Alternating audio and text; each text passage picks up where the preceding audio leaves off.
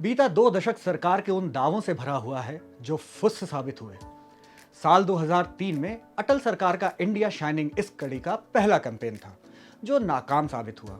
तो आइए जानते हैं कि कैसे इंडिया शाइनिंग की चमक फीकी पड़ी और उसके बाद से ऐसे दूसरे कौन से सरकारी अभियान रहे जिनमें किए वादे पूरे ना हो सके।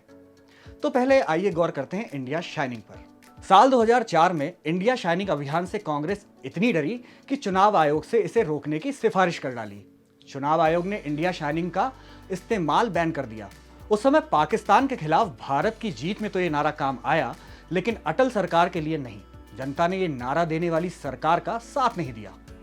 एक और अभियान में भारत को दुनिया का सबसे तेजी से ग्रोथ करता लोकतंत्र बताया गया, लेकिन 2013 में एक्सचेंज रेट, पूंजी की कमी, बढ़ती महंगाई और कम होती ग्रोथ के कारण देश की जीडीपी गिरने लगी और भारत को दुनिया की 5 सबसे कमजोर अर्थव्यवस्थाओं में शामिल कर लिया गया। एक और बड़ा कैंपेन चला था जिसे इनक्रेडिबल इंडिया का नाम दिया गया, जिसमें देश को साफ सुथरा और सुरक्षित देश बताने का प्रयास किया गया। लेकिन 2008 में 26/11 मुंबई हमले और निर्भया कांड जैसी घटनाओं ने इस छवि को और नुकसान पहुंचाया।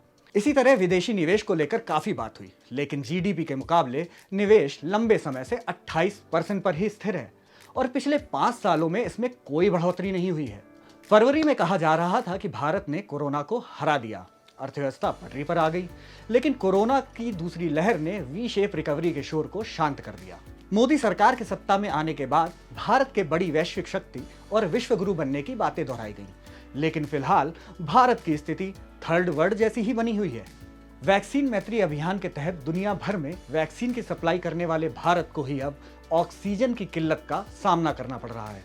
हाल तो यह है कि बड़े देशों के साथ छोटे देशों को भी भारत की मदद करनी पड़ रही है, जिससे भारत की छवि को भारी नुकसान पहुंचा है।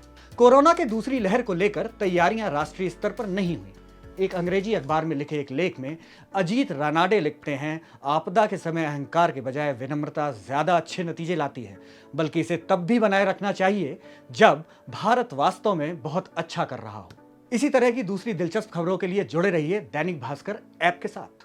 शेयर और डाउनलोड करें दैनिक भास्कर ऐप।